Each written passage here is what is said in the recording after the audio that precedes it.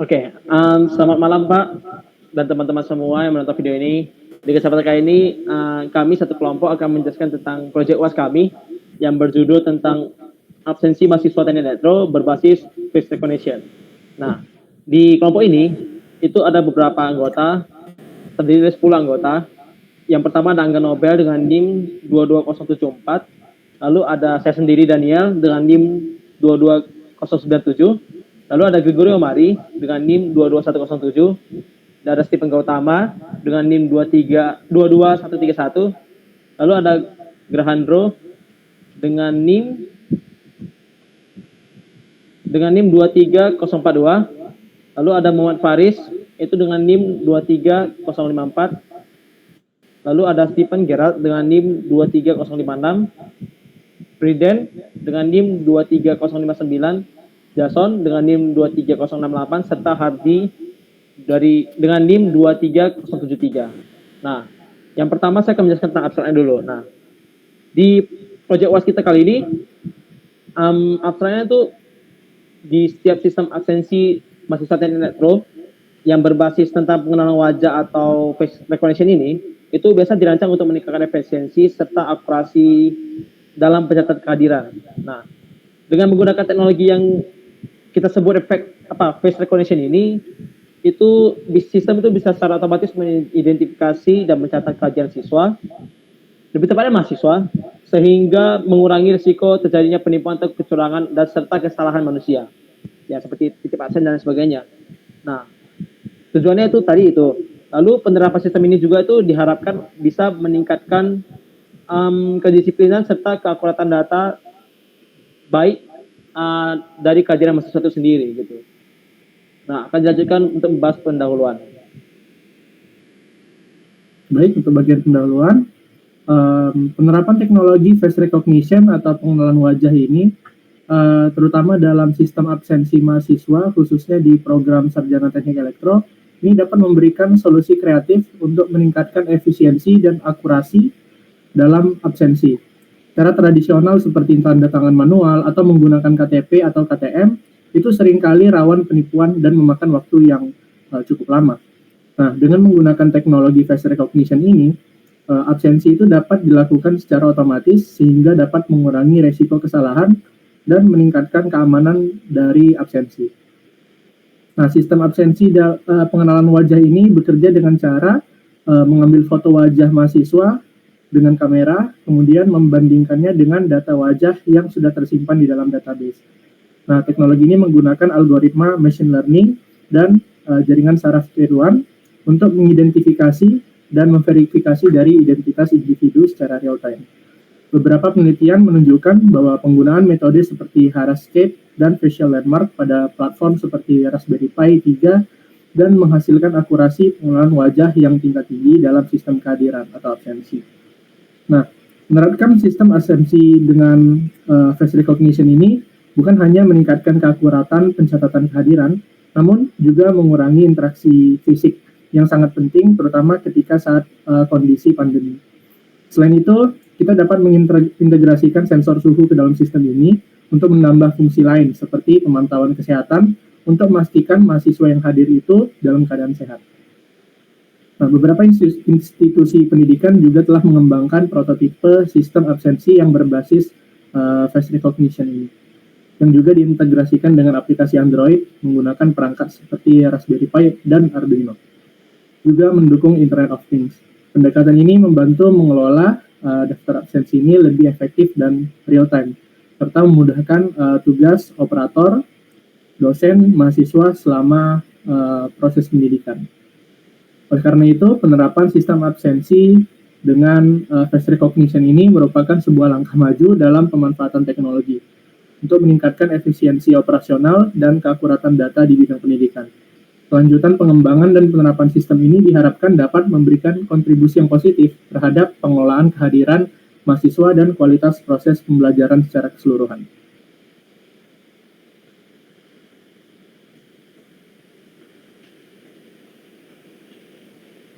Selanjutnya adalah tinjauan pustaka yang adalah yang pertama face recognition. Face recognition adalah Teknologi biometrik yang mengidentifikasi atau memverifikasi identitas seseorang berdasarkan fitur wajahnya.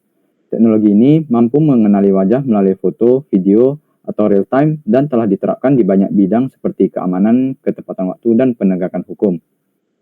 Cara kerja dari pengenalan wajah program kami adalah kami menggunakan library CV2. Yang pertama adalah deteksi wajahnya. Sistem mendeteksi keberadaan wajah dalam gambar atau video. Proses ini melibatkan identifikasi pola yang menunjukkan keberadaan wajah. Yang selanjutnya adalah analisis wajah. Setelah mendeteksi wajah, sistem menganalisis fitur-fitur khusus seperti jarak antara mata, bentuk hidung, dan kontur dari wajah. Analisis ini dapat dilakukan secara geometris untuk mengukur jarak dan sudut antara fitur wajah atau secara fotometrik untuk menganalisis tekstur dan warna kulit. Berikutnya adalah pembuatan wajahnya. Informasi yang diperoleh dari analisis wajah diubah menjadi data digital atau sidik jari yang merupakan representasi digital unik dari wajah seseorang. Selanjutnya adalah pencocokan dan verifikasi. Hasil cetakan wajah kemudian dibandingkan dengan database wajah yang ada pada sebelumnya untuk memverifikasi identitas dari individu tertentu. Jika ada kecocokan, sistem akan mengkonfirmasi identitas orang tersebut.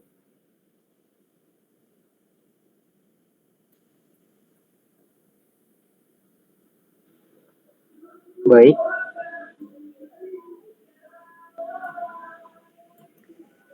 Baik, selanjutnya ada pun beberapa manfaat dari aplikasi pengenalan wajah.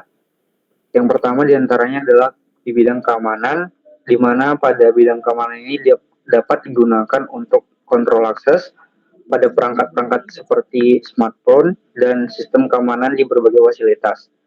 Yang kemudian adalah manfaat kedua yaitu pada ketepatan waktu, di mana pada ketepatan waktu ini manfaat yang dirasakan adalah sistem dapat disederhanakan lewat proses ketepatan waktu, di mana karyawan dengan pengenalan wajah juga untuk mengurangi risiko penipuan. Kemudian manfaat selanjutnya adalah penegakan hukum, di mana pada bidang penegakan hukum manfaatnya adalah untuk membantu mengidentifikasi penjahat ataupun pelaku-pelaku kriminal dalam menggunakan rekaman atau gambar CCTV. Selanjutnya pada bidang pelayanan publik, di mana aplikasi pengenalan wajah ini mempercepat proses verifikasi identitas pada pelayanan publik seperti pada perbankan maupun pada transportasi mobile.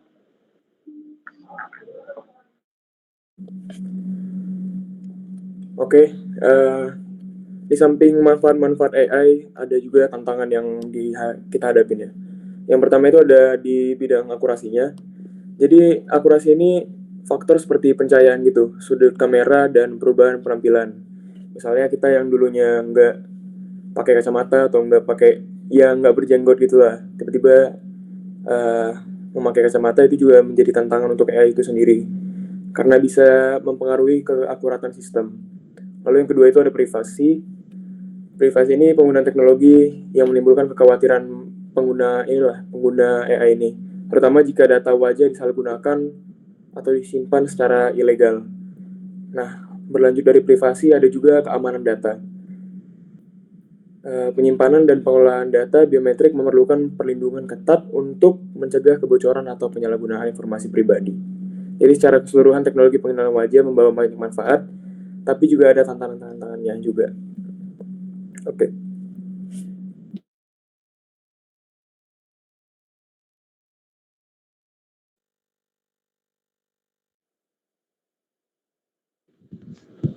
Oke, saya akan menjelaskan kembali tentang flowchart-nya.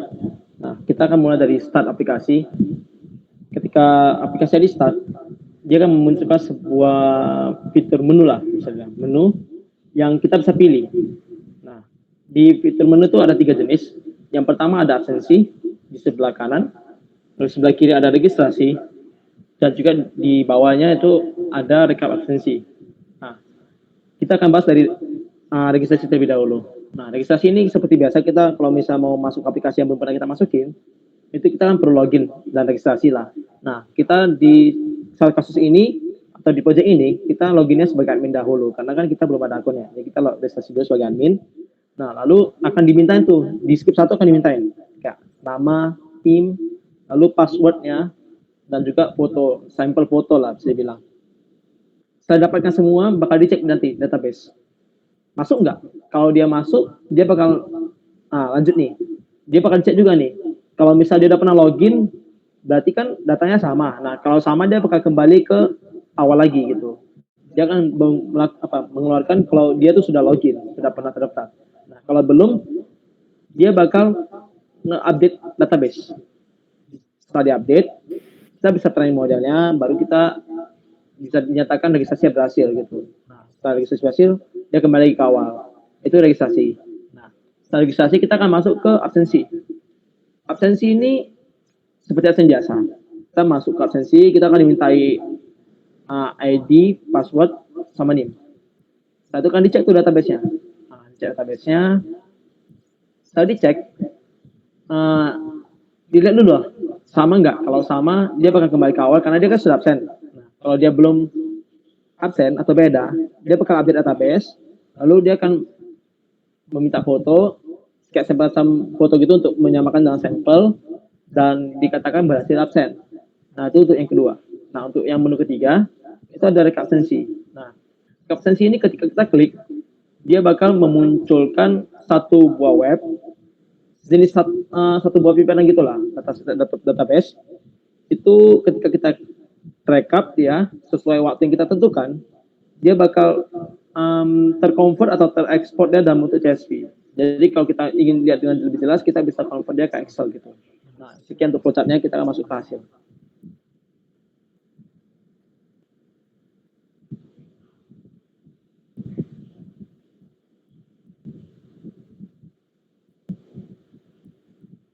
Baiklah, kita masuk ke bagian hasil, dan di bagian hasil kita akan langsung melakukan simulasi dari program yang sudah dibuat.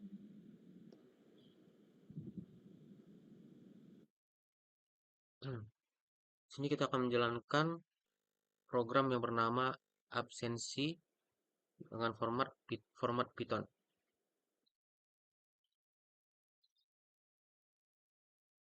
Oke.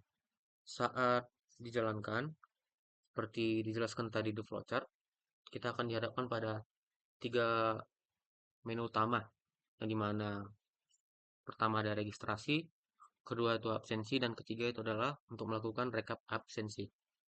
Saya sendiri di sini akan menjelaskan mengenai hasil dari registrasi. Kita tekan tombol registrasi, kita akan dihadapkan pada login admin, yang dimana kita memerlukan username dan password. Dan di sini saya isi syaratnya kosong sehingga kita bisa langsung login. Ketika login admin berhasil, maka kita akan langsung masuk ke proses registrasi, di mana ini adalah yang pertama, input nama, di mana kita diminta untuk input nama. Kita masukkan,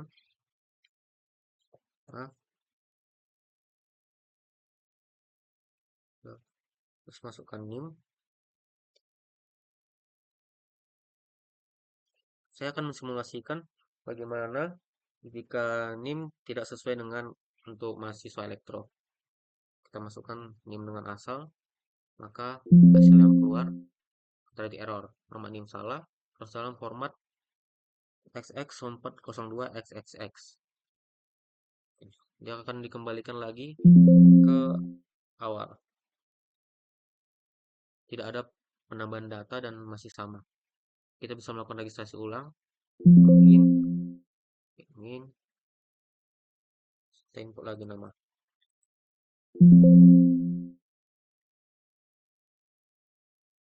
Oke, NIM. Masukkan password.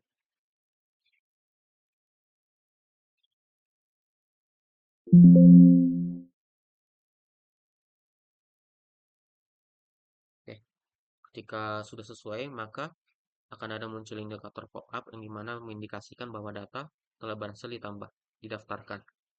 Dimana ini akan diinput langsung mengupdate data. Setelah itu,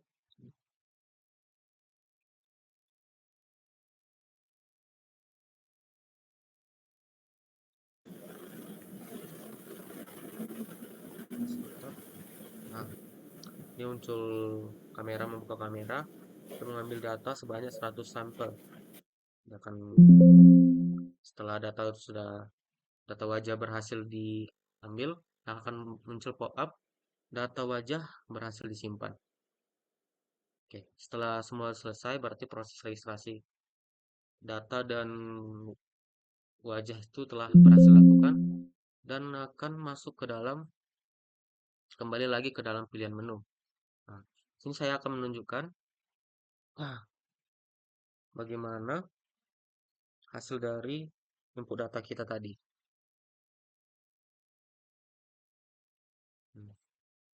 Ini data awalnya, belum ada nama saya tadi. Dan ketika saya diinput,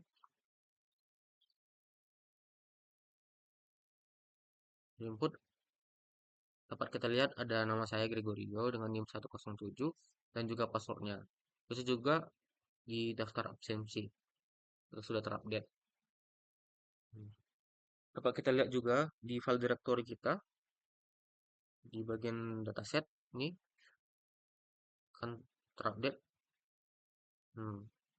Simpan data saya tadi dengan format nama dan juga NIM.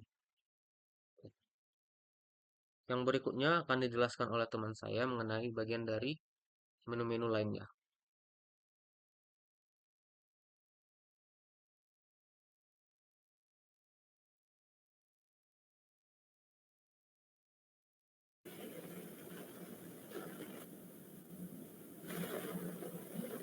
Baiklah, di sini saya akan melanjutkan hasil dari absensi, yaitu di bagian absensi. Pertama, di sini kita klik di bagian absensi. Maka dari absensi itu akan muncul nama, NIM, dan password. Oleh karena itu, di sini kita masukkan data dari nama, NIM, sama password kita. Dan setelah memasukkan data, kita klik login. Oleh situ keluar kotak login berhasil dan klik OK.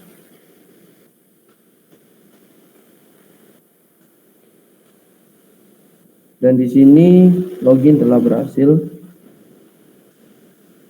Nah, baru di sini akan di scan atau di wajah-wajah kita untuk melakukan absensi. Ambil gambarnya.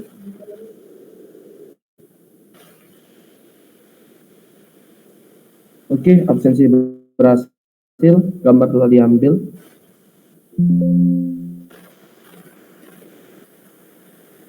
Jadi di sini absensi telah berhasil dilakukan. Oleh karena itu, sini saya akan memberikan bahwa gambar data yang telah kita masukkan tadi telah kita absensi.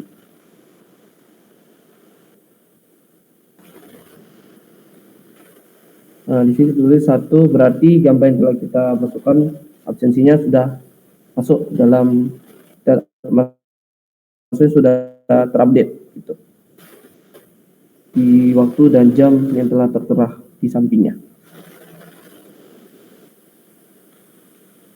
Kembali ke utama, yang dimana ada rekap absensi yang akan dijelaskan oleh teman saya.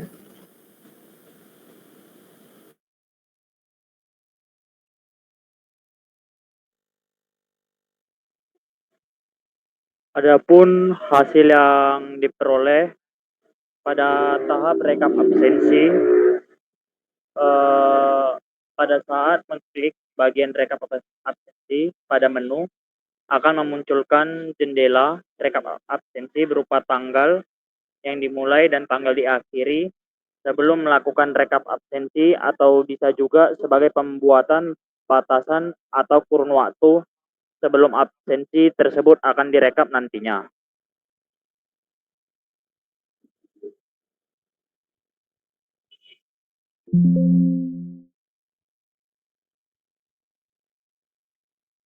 Dari gambar yang ditunjukkan ini, hasil rekapan sudah berhasil disimpan pada tanggal 22 Desember 2024 sesuai dengan batasan yang telah dipilih, yaitu yang direkap adalah pada tanggal 22 Desember 2024.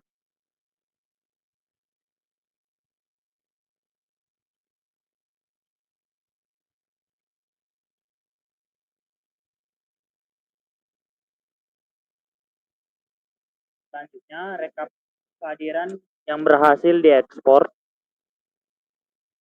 Pada gambar ini, file yang berhasil direkap dan diekspor dalam format .csv.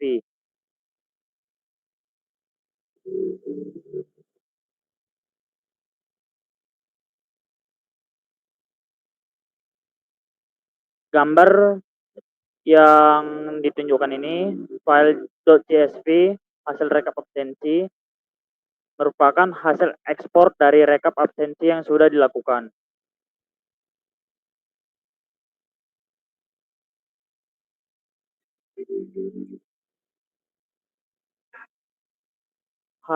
Isi file data hasil rekap absensi yang sebelumnya berformat .csv telah diubah ke dalam bentuk Excel.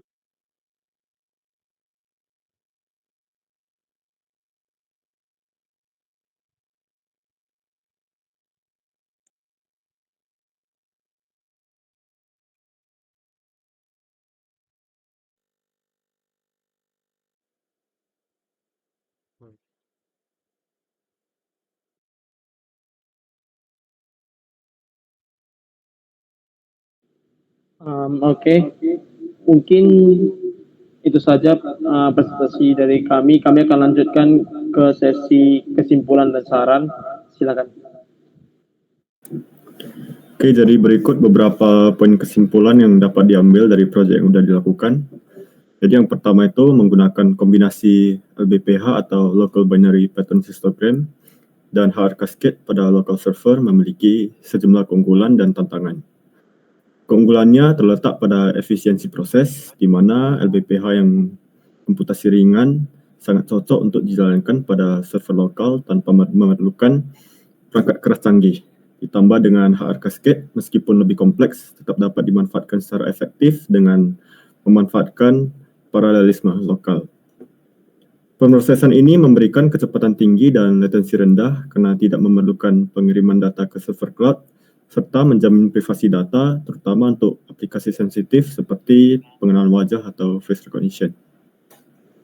Yang kedua, untuk kelebihan dari metode LBPH dan HR Cascade dibandingkan dengan metode CNN adalah machine learning dengan LBPH dan HR Cascade lebih cocok untuk penggunaan absensi online mahasiswa berbasis face recognition.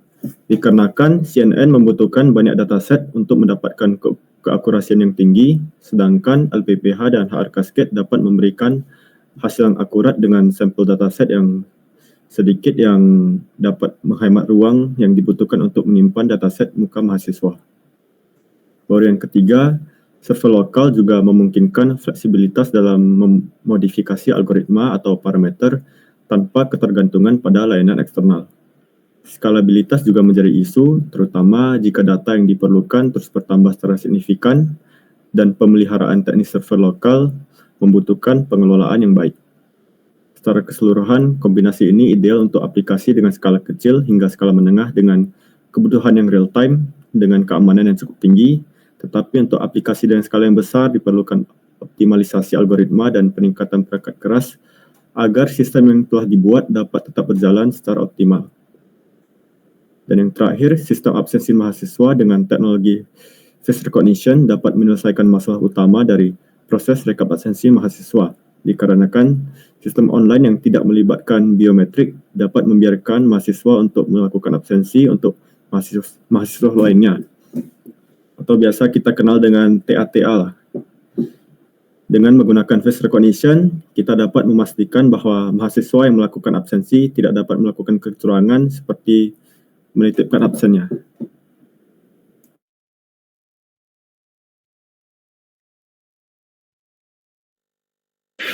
Oke, baik. Jadi pada saran daripada kurang lebih laporan kita lah di sini. Jadi laporan kita di sini atau demo kita ini itu untuk menunjukkan bahwa AI itu dapat diimplementasikan kepada absensi ini. Nah, jadi berikut kita juga paham bahwa hasil daripada demo kita ini memiliki banyak celah gitu. Jadi sehingga ada saran-saran yang dapat meningkatkan demo-demo kita ini. Nah, jadi yang pertama itu jika ingin mendapatkan output yang lebih akurat, terutama pada sistem algoritma LBPH ini dan HR Cascade ini, kita dapat menambahkan sampel-sampel foto menjadi lebih banyak. Nah, dengan resiko itu pengambilan sampel memakan waktu yang lebih banyak, jadi lebih lama. Jadi sebenarnya nih dari saran ini itu kita ada hal yang harus dikorbankan lah. Kita harus sepertinya kita kan mau menambah akurasi, kita tentu saja menambah ruang untuk dataset itu, kita juga menambah waktu pengambilan fotonya itulah. Kan nggak mungkin ya user itu mau duduk lama-lama untuk ngambil dataset ini mau sampai kapan ini gitu ya bahasanya. Selanjutnya itu ada juga mengubah warna sampel. Nah, jadi pada demo kita hari ini kita itu menggunakan sampel foto abu-abu yang di capture. Nah, jadi kalau kita menggunakan sampel yang sebelumnya abu-abu itu kita ubah jadi RGB. Jadi kita bisa mendeteksi gitu loh muka manusia itu, warna-warna naturalnya itu RGB-nya. Nah, tentu saja sama pasti menambah ruang. Namun itu seperti yang telah dijelaskan dari kesimpulan itu dari demo kita hari ini di sini, kita itu dapat menambahlah fitur-fitur ini mungkin dengan database yang lebih canggih, lebih banyak memorinya, penyimpanannya itu. Nah, selanjutnya jika ingin diimplementasikan ini ke kehidupan kampus, nah disarankan untuk menggunakan hosting server agar bisa diberlakukan untuk lebih dari satu device. Memang sebelumnya itu kan kita jelaskan kita menggunakan server lokal ini. Karena kelebihan dari server lokal itu mudah diimplementasikan sehingga kita mahasiswa ini di sini bisalah untuk menunjukkan demo daripada hasil AI yang kita lakukan ini, yang kita buat ini. Bersama demo-demo absensinya itulah. Nah, jadi jika ingin kita implementasikan untuk lingkungan kampus, khususnya untuk mahasiswa USU ini, bisalah kita integrasikan ke hosting server. Contohnya yang kita sudah punya itu satu USU lah. Mungkin bisa ditambah gitu. Atau di kelas USU kan kita tambah fitur-fitur ini untuk melakukan absensi ini. Tentu saja sesuai dengan kesimpulan itu, kita bisa menghentikanlah kecurangan-kecurangan itu seperti titip absen. Nah, namun sejauh ini dari testing kita ini, kita tidak menemukan error. Tapi tentu saja pasti ada kemungkinan untuk terjadi error gitu ya kan. Jadi jika ada kemungkinan lah error ini. Jadi kita harus mengimplementasikan saran-saran ini untuk meningkatkan efektibilitas serta reliabilitas daripada kode-kode ini dan algoritma yang kita lakukan ini. Sekian dari saya, akan saya kembalikan ke moderator kami, Bang Daniel.